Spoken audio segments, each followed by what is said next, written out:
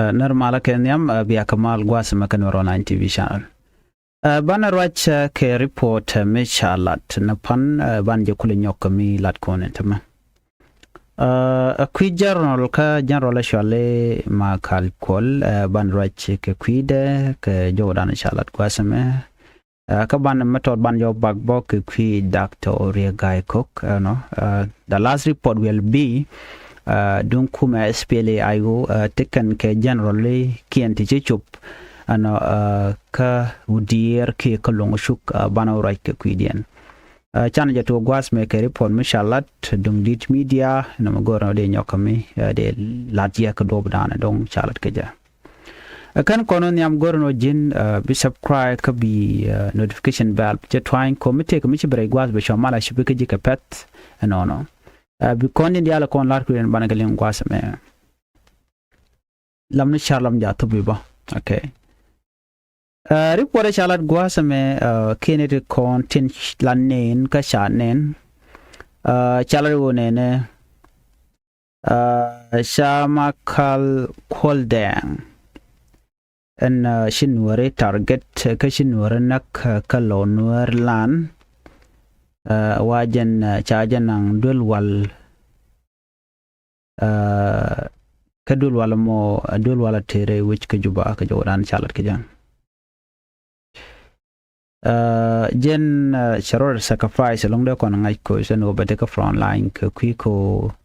bajang be ke defan be kum kir mi yadi be ke defan ka tadan gwe jen wo kir mi yadi che ka chuon ko benwer be ke nak jen je jang che defan longan ma kalkol ci kon man je rani kan lat ci kon nen just humiliation mi kan lat maximum humiliation me chalat ma kalkol ano chunga kel ka jang ti chan war sha kan na ka chen na kan yam ci kan war na ke 2013 ci kan war targeted ki juba antama ka jen 2025 5 week and 2026 me january nyok man nakaka karen yale buka ka karen yale gat man dong antama ka jen 2026 me cha ko na ko chama kal kol milawun wara ka janrol miru ki kuma kir mi yadi ta jogo no warnan nuwar ko nakshie mor ma kal je jen no shawe ka Lonwelan jen Kennedy jale kel ke General Paul nang jale kel ke Woodchal ke Johnson ulun wude me wutet ka wude me wut janga ka jan point la wunwar ka te sha energy den ke le lang den power en cha de channel ko bi gunware piken kanak shimakal culture contribute ka ta danen liunware ka ja ke mengai kone chi Dr. Guy Cook to contribute bo na bana right ku Dr. Guy Cook tam ka ta te dul wal ka ja of course ngai kona so ka report ana cha non gwa se me ma kal kol jen cha nan ka juba dul wal condition da ante tina don't know ma kal kol take a condition cause chala do take a jwe wa cha twach maybe nguchi roda lado charge ko poison chit kamen chada Guy ko chala ni charge poison or whatever mutwogo taram ngaj ban men tin jene je chuon kel ke kum kirm yadin men gan wore ane ga meni men ti choko jandang ro widero ke wundang jok ti chawang duel wundang jok na karar men ti jandang ro widero wang ane ka duel ke bar ne ka duel ja bare duel Jen point and makal call jikware. So I heard that and will take an ere cha yen. Cha dine jana chupu jen bakele cha ka yen gwa the chiriga moja tokten. I don't know whether this is true or not, but chala do ne jen bakel. Ano ka ewa general makal call jen yen commune to can order mo kan jetu maybe away mu kwadri fene je ka jen makal call. Makal kol and then wa shenir to check yen then after that me jangu jeno yan ka ke makal kol chicken go jeno no ba general Paul nang ba jalalar me sha Paul nang cha lalar wa chi Paul nang ken yoko jen che wen ngwa dan ta makal kol ten kwa ku jeno ku gang jen ka je wala ngu ko Kennedy shika order to board no nwere kanaka so maybe dong jo kana makal kol no ngumi ladin monika cha order cha yor pin no ba ka din na chirme Johnson dun cha lad ne nwere ba kana So right now don't in the same way and dan dong chao lade. Me chu to again after that me she polang ke chop ko wachi denchi ka exhaust ba bar karodian wachi we moralen we janyo ka muko je bus. Me chuba Imakal call wachi point take a according to the report and then chayo nang direct to Juba. So ja dolwal. So dolwal agwad ma kan sure kanalat. So agenta dan le roda je jin mi chung kel karami mom ku nwer ku ko press ke na ganore so ngai dan woti ka condition chang chai bti janwar bu ko nyal bu ti ko ne larim du naga ke you are happy jogin na ka ku yone be je long je ka so condition ma kal kol wa ngude te kam do dien ka Juba so ban mo report ban ga je ka gwadan be ko there are a lot of more information coming in so no mo bala man dan de yen ling ashana we ba ka Dr. Guy Cook Daga ko jaka Nairobi hospital jadwel wal ka Nairobi ajan governor din jan ka Jonglei state chechet ka makal kol just a general legend alo general ko na jonje wor ko but Dr. Guy Cook jan ta jonje no many way gor me der no der ke influence ka jako de kan surrender ka ku me kirmi yadit che power long da ke le shawon and Dr. Guy Cook that power is on, you know, kind of let it go, kind of work out. Cody, Shawn, but in where John and finally no Mangula Lat Gula Lan regime Kirmia did a chalone genote mal movement. So Shawn of Benwer Bagada Kenyam Chu concrane payam. This is a way of dividing Noor into pieces, you know, the room beyond. Tok duel ma cho ya tagrar no ya yu ko yo ke biya ga ju ke biya ga nak chit ke lad dan chalat chicken nas chicken disable chicken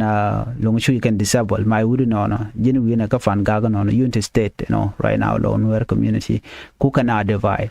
chugana no becan lone where land becan divide into you know section ko bakula easy lon ko ba control so mi chi lone where community can wunne no ne Chukonyal ko je kan ngajo ne ti gono ba konak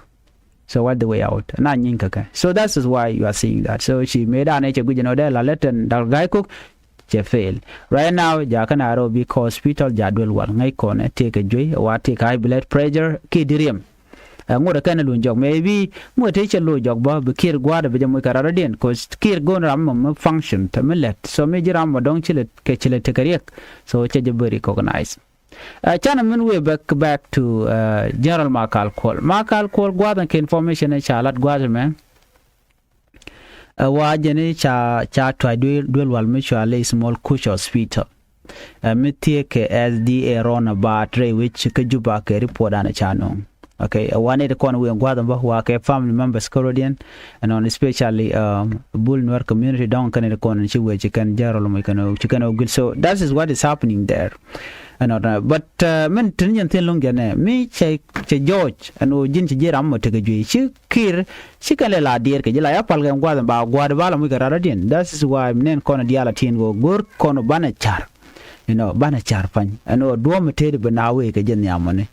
kon kir go ndo ba kon de vai ke je shir mana ngai kono so term radian me kir me yadi de kir la no de banale banat anu beka da ko jen ta da na gor kene gor kona bana nen ki be kontek ngashimorong katen kona latke kum kirmi yadit no mo da la jenna dan de kwen kai ken ku kwar dangro chan ben gwasa me report me bo kon linge bala report dan chalat ke ku kum spele ayo turu menen yen ma gwasa me general chale general bol gay ten general bol gay ten chala do jen che chup dar shal kame chowe ka long shuk jena jarol kuma SPLIO jen te guardian won chete ka long shuk gwade dane to korten ne to ngwan ku kana congratulate no she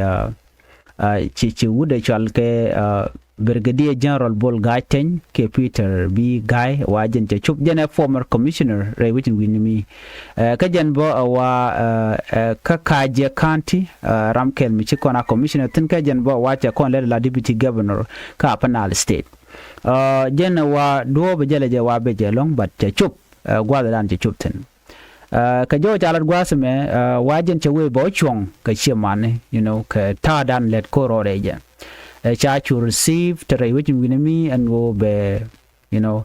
jena brigadier general be chup bar ka cha receive ne tan wan tumnen yen turan mu gwasme kwa je receive ko jena waram bum ka be moral be je kam nial bakane tin kontilla ne tin kontin to gwadami ku chane tin kontin la din SSPD of chaga jago be kan wej be kan capture me challenge ko re dan ci tok she more than 53k 100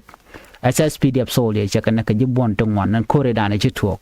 no chinere ko la general ba yore ni ti be ben tiaga dan ba ko ba tereken ko sanga jino jang no chicken be ko te ka mal non ken be kan ko be kan wer be kan kanak so ya gujeno me cha no anawe agui ke do badane banaw nyam ke ja ajen menen yana tamme ko nyal she victor je kam kuma SPLA yo de inde kon la de na SSPD te cha ko ke ci wen gwada mo cha ga ju ci kon di alanen cha ke scattered so right now they are ready anyok shika warning message gana to beneno mu de ne janu ka ben kane we are ready anytime mishi aben we are ready so jan ta danen ci kan lat ke ja murai ko antama shi wuri shal ke Brigadier General Bol Gaiten wache chop kanen yen turo gwasime che chop doro shal kamo e wudier dioje wudier ka jana former commissioner ka doro shal ka Jack County ka jan ba deputy governor ka penal state ka gwase dan so na me report dan yen ling ka kwi nenten konte la GSP la yo kwaye han ban nyoje ka report den biate mal bye bye